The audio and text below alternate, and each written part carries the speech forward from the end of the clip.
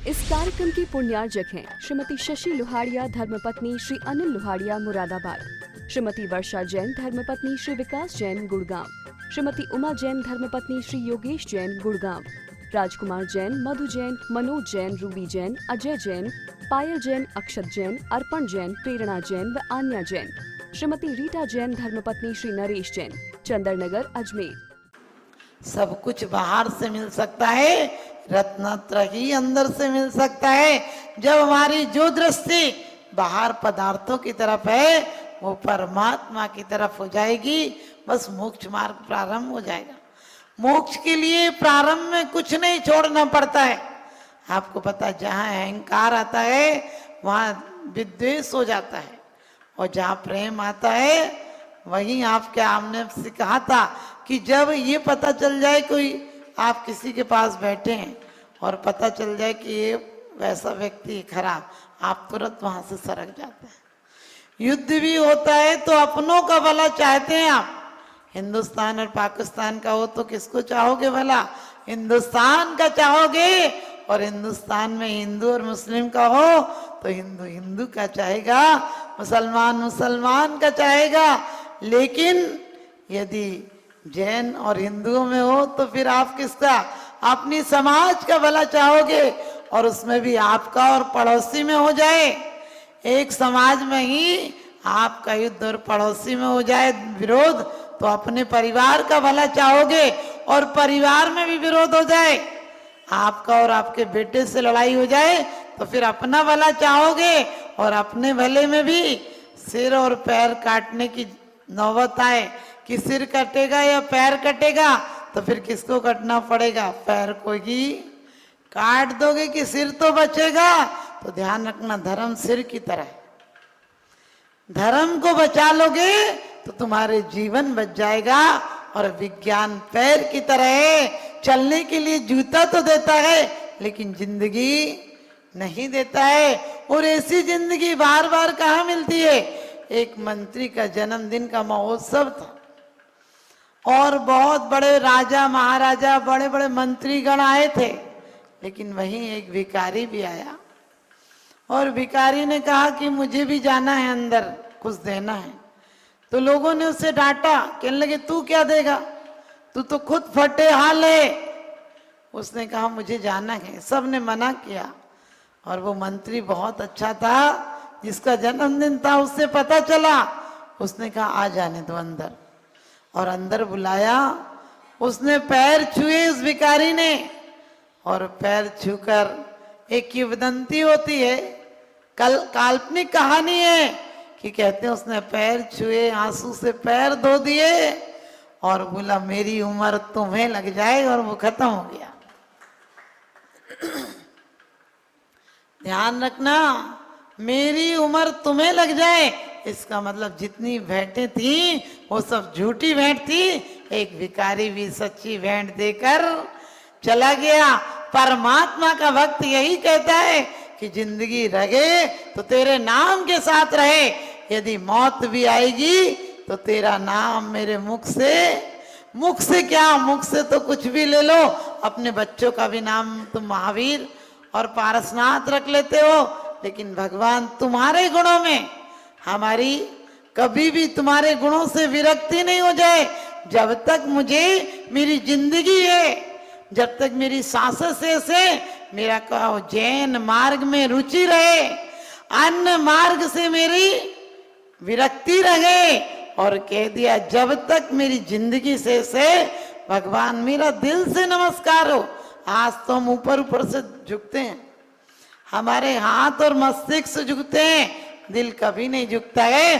और दिल झुक जाए तो सच मानना इसी जन्म में हम जीवन को धन्य बना देंगे। तो जिस प्रकार से विनोबा भावे ने कहा था कि कैसे कहूं कि तू मुझे मुक्त कर देना, मैं तो यही कहूंगा कि जितने जन्म तू दे सके तेरी भक्ति और आराधना का मौका देना। हम क्या ही मांगते हैं, हम तो मर कर भी रागियों का भला चाहते हैं। परिवार में रहना लेकिन सबका भला चाहना, सबके भले के साथ कभी ये मत कहना कि सिर्फ मेरे परिवार का भला हो जाए, सब जीवन के सुख बढ़े, आनंद मंगल होए। धर्मात्मा तो कहता है परमात्मा कोई जीव दीन दुखी कोई दुनिया में ना हो। और ध्यान रखना, लोग कहते हैं हमने उस पे करुणा की। करुणा तो अंदर से आती है, दया बाहर से आती है। यदि तुम्हारी करुणा आ जाए तो कोई दीन दुखी को देखकर तुम्हारा दिल तड़प जाएगा। तुम उस पर दया नहीं कर रहे हो, तुम्हारे अंदर इतनी वेदना हो रही है, तुम अपने वेदना का प्रतिकार कर रहे हो। विसाप आहार में कहा है कि भगवान तुम तो दीन दुखियों के सच्चे वैद्य तो तुम ही हो। तुम्हें करुणा आती है संसार के प्राणियों को डूबते देखकर कि ये कैसे उबर जाएं, कब तक इस नाली के कीड़े की तरह काम वासनाओं में उलझे रहेंगे।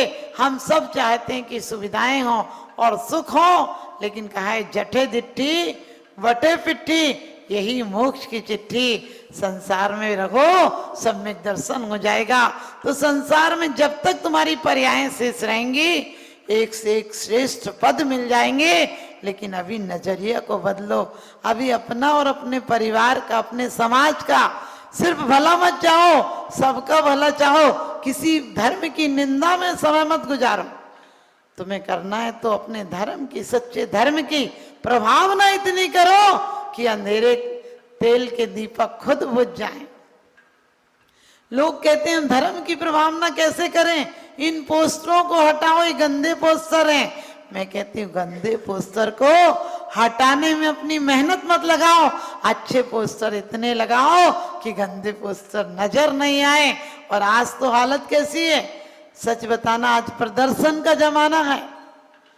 जितना गलतियां हैं, जितने ऐब हैं, जितनी वासनाएं, उसका कितना प्रचार होता है और अच्छी बातों का कोई प्रचार नहीं होता। और अपने आप को अनुभव करके देखना, कहीं गंदे पोस्टर लगे होंगे तो तुम्हारी नजर बार बार जाएगी, और कहीं अच्छे पोस्टर होंगे तो उतनी बार। कामी लोगों के लिए कह रहे, धर्मात्मा की बात अलग है कि उसे तो लगता है कहां से दो शब्द धर्म के मिल जाए। लेकिन पापात्मा आजकल खेल के देखो और अभिनेताओं के देखो, जहां आएंगे तो लोगों की लाइन लग जाती है पागलों की तरह। और धर्मात्मा आ जाए तो लोग उपेक्षा भाव से चले जाते हैं। यही थर्मामीटर है हमारा कि यदि हमारे ऐसे भाव हैं तो अभी हमने सुख की कोशिश ही नहीं की, क्योंकि संसार में सुख और सुविधाएं एक साथ नहीं मिलती हैं। सुख तो सिर्फ धर्म से मिलता है और सुविधाएं विज्ञान से मिल सकती हैं। अकेली सुविधाओं ने देश को विक्षिप्त कर दिया है।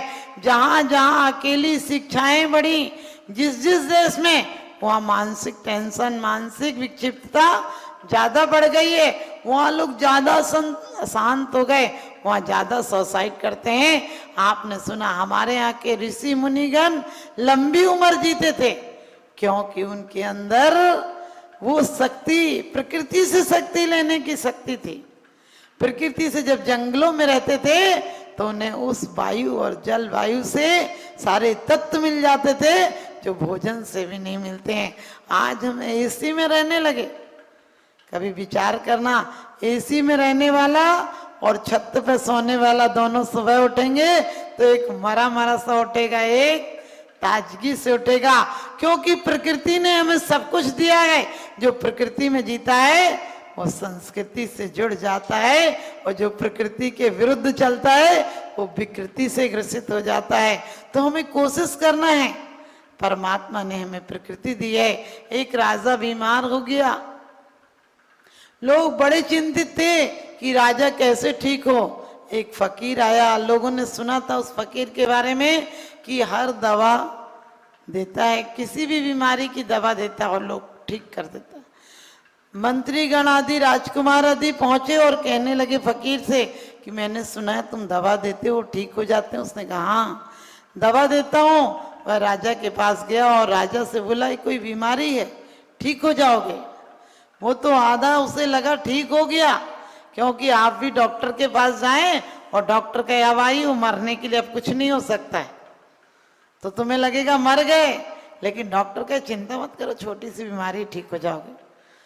तो आप आधे ठीक उस टाइम हो जाते हैं। ये बात भले आप लोगों की है कि डॉक्टर दवाई बताए और तुम दवाई ना खाओ, दवाई को लाके शोकेस में रख लो तो ठीक कैसे होगे। ऐसे ही हमारे गुरुओं ने हमें दवाई बताई है, लेकिन हमने दवाइयां शोकेस में रखी हैं, शास्त्रों में रखी हैं, धर्म की बातें आत्मा में नहीं रखी हैं, इसलिए हम ठीक नहीं हो सकते हैं। और उसने भी कहा ठीक हो जाओगे, कोई बड़ी बात नहीं, बीमारी की क्या चिंता करना, भगवान का नाम लो। उसने कहा भगवान का अभी नाम क्या लेना, ठीक हो जाऊंगा तब ले लूंगा। उसने कहा इतने दिन बीमार था, इतने दिन तू ठीक था तो लिया कि नहीं। उसने कहा अभी तक तो नहीं लिया, अब ठीक हो जाऊंगा तो ले लूंगा। उस समझ गया वो कि ठीक होकर भी लेने वाला नहीं, लेकिन उससे कुछ तो बताना था। तो उसने कहा कि कोई बात नहीं, तुम ठीक हो जाओगे, लेकिन तुम किसी के घर से एक शॉल मंगा लो, शॉल ओढ़ने वाला मंगा लो जो, लेकिन उस घर से शॉल आना चाहिए जो सुखी भी हो और शांत भी हो। सुखी और शांत घर से शॉल आ जाएगा, तुम ठीक हो जाओगे। मंत्री लोग कहने लगे अरे हम शॉल का ढेर लगा देंगे, हम हजारों शॉल ले आएंगे, हमारे गांव में तो सब लोग सुखी हैं, सब संपन्न हैं। आपने यही तो कहा है कि सुखी हो और संपन्न हो। और वो जगह जगह गए, हर राजा सेठों के पास गए, सबने कहा कि राजा के लिए, राजा की जिंदगी के लिए शॉल तो शॉल, हम हजारों शॉल दे देंगे, लेकिन बात ऐसी है जो तुम्हारी शक्ति है, जो तुम्हारी शर्त है, उसको हम पूरा नहीं कर पाएंगे। हमारे यहाँ संपन्नता तो है, शांति नहीं है, इसलिए ऐसा करो हमारे यहाँ शॉल तुम्हारे काम नहीं करेगी। और वो कम से कम 3 दिन घूमे, सबके यहाँ संपन्नता तो थी, शांति नहीं थी। वो निराश होकर लौट रहे थे और कहते हैं कि वो लोग सोच रहे थे अब राजा का बचना मुश्किल है। अचानक कहीं से वीणा की आवाज आई, लग रहा था स्वर से लग रहा था, क्योंकि अपन ने विशापहार स्तोत्र में पढ़ा कि स्वस्थ मनुष्य का वचन भी स्वस्थ बढ़िया सुंदर निकलता है। कहीं से आवाज आ रही थी वीणा की, बड़े मंद स्वरों में कोई मस्ती से गीत गा रहा था। उन लोगों ने कहा लगता है आवाज किसी शांत व्यक्ति की है। झुरमुटा हो गया था, अंधेरा सा हो गया था, व्यक्ति साफ दिखाई नहीं पड़ता था, लेकिन भक्ति आनंद में, संध्या का समय था, भक्ति में डूबा हुआ था। उसके पास गए और कहने लगे हमारा राजा बीमार है, लगता है कि तुम सुखी हो। उसने कहा हाँ मैं सुखी हूं। उसने कहा तुम शांत हो। उसने कहा हाँ मैं शांत भी हूं और सुखी भी हूं। उसने कहा फिर तुम्हारा कंबल दे दो। उसने कहा तुम जरा गौर से देखो, हम पर कंबल नहीं है, हम सुखी भी हैं और शांत भी हैं, क्योंकि हम दिगंबर हैं, हम वस्त्र नहीं रखते हैं, हमारा तो अंबर ही वस्त्र है, धरती बिछोना है। ऐसी मुनिराज ही हमारे जीवन का उपचार कर सकते हैं। रागी द्वेषी हमें कहीं सतमार्ग नहीं बता सकते हैं। और वो राजा के पास आए, राजा निराश हो गया। फकीर ने कहा यही तो उपदेश देना था कि अभी भी मौका है, तू अपने आप को सुखी और शांत बना ले, फिर तुझे मौत कभी पास भी नहीं आ पाएगी। ये तन भले जाएगा और तू तन से भी स्वस्थ हो जाएगा। अभी तुझे कई चिंताएं घेरे हैं, इसलिए तू तन से भी बीमार है। जिस दिन तू तन से चिंताओं को हटा देगा, तू तन का वेतन देना बंद कर देगा, तू समाधि में डूब जाएगा, उस दिन वास्तव में तू जीवन में सुखी हो जाएगा। और उस फकीर की बातें सुनकर उसका मन भी हल्का हुआ और कहने लगा मैं आज से सन्यासी होता हूँ। और कहते हैं सन्यासी होते ही जैसे उसकी चिंताएं मिटी, उसकी बीमारी दूर हो गई। तो हमारी बीमारी भी कैसे दूर होगी? हम अकेले विज्ञान को नहीं चाहेंगे, हम धर्म को चाहेंगे। हम अकेले भौतिक सुख साधनों को नहीं चाहेंगे, हम आध्यात्मिक सुखों को चाहेंगे। जितनी भी बार प्रिय चंदा पर चालू की गई चढ़ाई है, बदले में उतने बार मनुष्य के धूल हाथ में आई है। यदि ऐसी निज शक्ति चेतन कहीं तू निज में जगा लेता, तू चंद्रलोक की क्या कहता, तू मुक्ति लोक भी पा लेता, तू मुक्ति लोक भी पा लेता। जो बड़े गर्व से कहते हैं हम पहुंचे चांद सितारों तक, जो अभी शांति संदेश छोड़कर आए नव के द्वारों तक, वे हमें बताएं कि सचमुच कितने स्नेह से भूखे हैं, जो चांद सितारों तक पहुँचे। भाई के हृदय छूते हैं, भाई के हृदय छूते हैं। तो आज भी हम हमारे यहाँ मैत्री, प्रमोद, कारुण्य, जो ये भावनाएं बताई हैं, माध्यस्थ भाव बताए, ये सिर्फ 4 गुण आ जाए आज की तारीख में, इन्हीं परिस्थितियों में हम स्वर्ग के सुखों से अनुभव करेंगे। शाश्वत तीर्थराज सम्मेद शिखर जी में आहारचर्या के पुण्यार्जक श्री चंद्र कुमार जी जैन, श्रीमती बीना जैन, पुत्र श्री अंकित कुमार जैन, श्रीमती अंशिका जैन, अविका जिनय जैन, सिकंदरा राजस्थान। श्री प्रवीण जैन, श्रीमती मीना जैन, श्री नवीन जैन, श्रीमती प्रेरणा जैन, श्रीमती मधुर बंसल, श्री सुबोध बंसल, श्रीमती निशा जैन, श्री अरुण जैन, डॉक्टर सपना जैन, श्री आलोक जैन, श्री दिनेश जैन, श्रीमती सुनीता जैन, कादम्बरी अपार्टमेंट, सेक्टर 9, रोहिणी, दिल्ली। श्री देवेंद्र कुमार जैन, श्री राजकुमार जैन, श्री अंकुर जैन, कोयले वाले, पलवल, हरियाणा। डॉक्टर श्री चंपक लाल छोटा लाल कोटड़िया, श्रीमती मंजुला बेन, श्री पखिल कोटड़िया, 16 रोड, अहमदाबाद, गुजरात।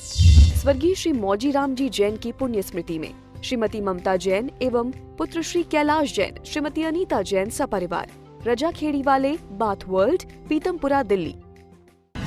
परम पूज्य वात्सल्य मूर्ति जिन्हें धर्म प्रभाविका आरिका रत्न 105 सृष्टि भूषण माता जी की मंगल प्रेरणा एवं आशीर्वाद से तीर्थराज श्री सम्मेद शिखर जी में चतुर्विध संघ की आहार विहार, पिच्ची, कमंडल, वस्त्र एवं शास्त्र इत्यादि की व्यवस्था विगत कई वर्षों से सुचारू रूप से की जा रही है।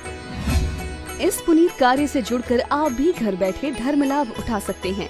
सामान्य सदस्यता 21,000 रूपए मात्र, सदस्यता 10 वर्ष के लिए 11,000 रूपए मात्र, एक दिन की आहार व्यवस्था 2100 रूपए मात्र।